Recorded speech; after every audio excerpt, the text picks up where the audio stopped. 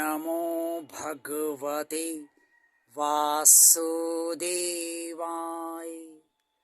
जय श्री हरि, जय श्री भगवान विष्णु जी, जय श्री भगवान कृष्ण जी।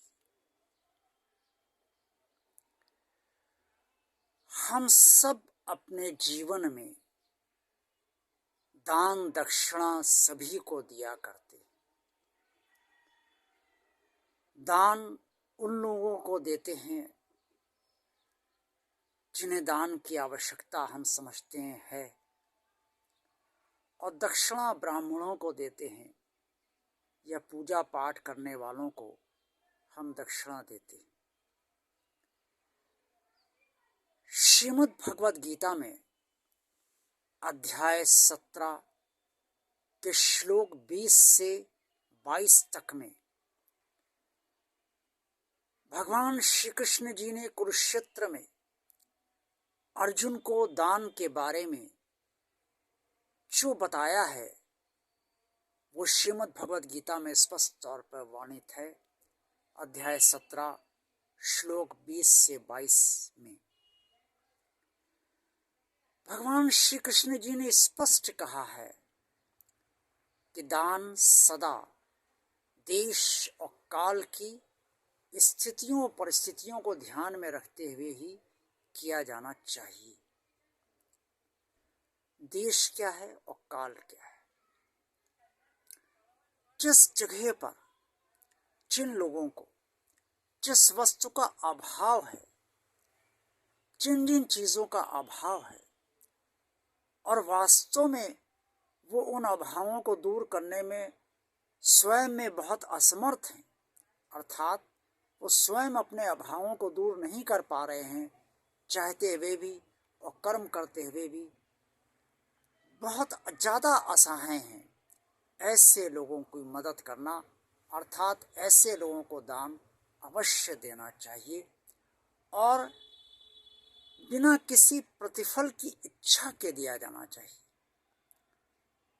ये ना सोचें कि हम आज दान इन लोगों को कर रहे हैं तो इससे कहीं ना कहीं अच्छा फल तो हमें मिलेगा ही और हमें हमारा जीवन अच्छे तरीके से चलेगा दान देने से।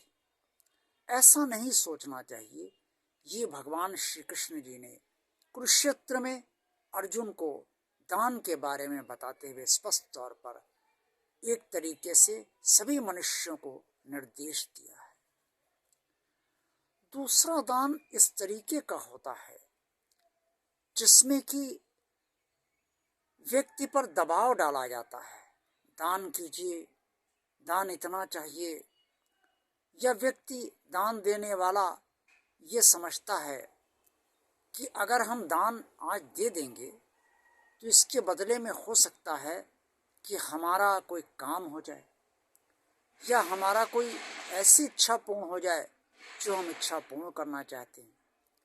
जैसे अक्सर ज्योतिष में बताया जाता है कि आप मंगलवार को दान दें, बुधवार को दान दें, बृहस्पतिवार को दान दें, शुक्रवार, शनिवार, सोमवार, रविवार वगैरह वगैरह दिनों में आप दान दें और इस तिथि को दान दें।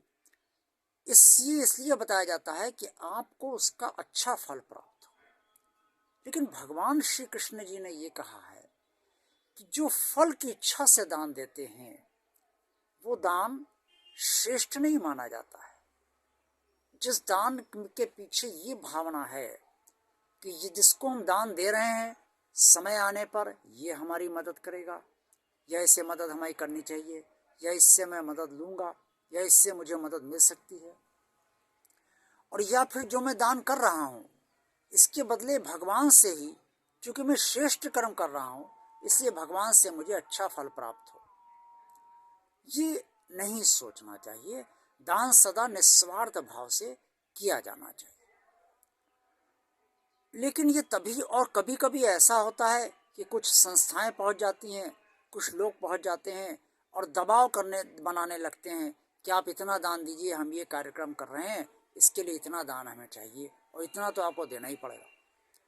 इस तरीके का दान जब कोई भी व्यक्ति करता है तो उसके अंदर क्लेश होता है, वो स्वेच्छा से नहीं करता, अपनी इच्छा से नहीं करता, वो एक दबाव में आकर, चूंकि आप समाज के बहुत शक्तिशाली लोगों के साथ आए हैं जिनका मान सम्मान है, दबदबा है, इस उनके दबाव में आकर हम जबरदस्ती दान कर रहे हैं।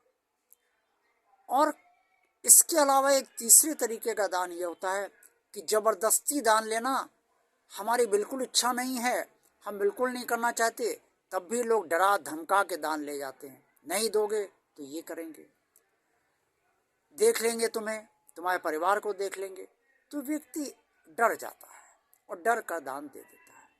इस तरीके का दान जो होता है वो स्वेच्छा से नहीं किया गया है। इस तरीके का दान जो किया गया है, जिसने भी किया है वो अपनी मर्जी से नहीं किया है। इस तरीके का दान कभी भी दान लेने वाले को भी नहीं फलता है।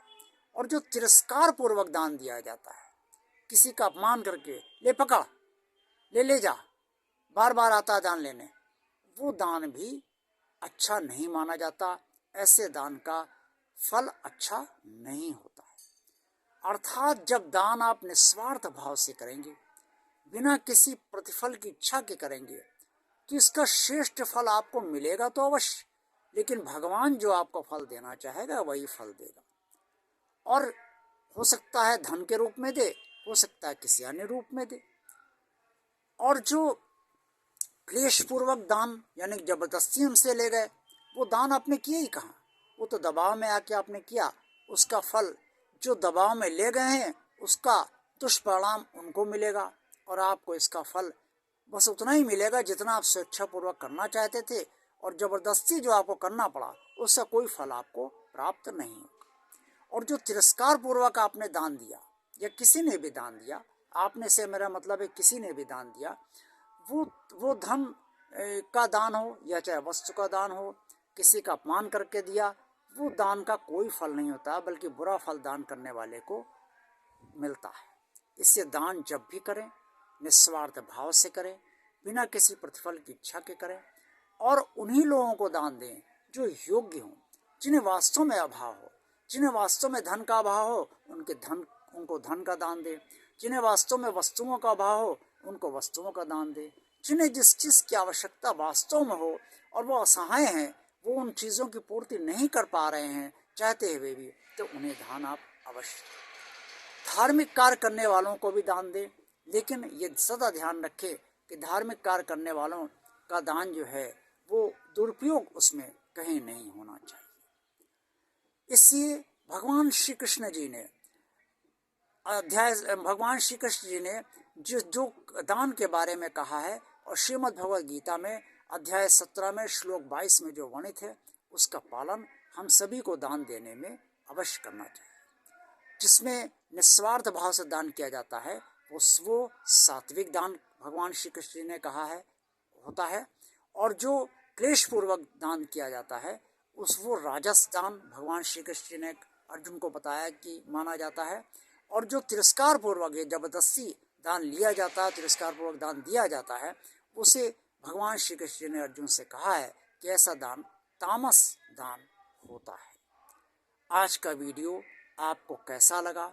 अच्छा लगा है तो इसे लाइक कीजिए और ज़्यादा से ज़्यादा लोगों को शेयर कीजिए। भगवान और आप चैनल अगर आपने अभी तक सब्सक्राइब नहीं किया है तो सब्सक्राइब अवश्य कीजिए, और कमेंट्स बॉक्स में आप जो भी अपनी राय देना चाहें वो अवश्य राय दीजिए। ओम नमो भगवते वासुदेवाय। जय श्री हरि, जय श्री भगवान विष्णु जी, जय श्री भगवान कृष्ण जी। आप सबका दिन शुभ व मंगलमय हो। मुझे निशीत कुमार की यही भगवान श्री हरि, भगवान श्री कृष्ण जी से करबद्ध प्रार्थना है।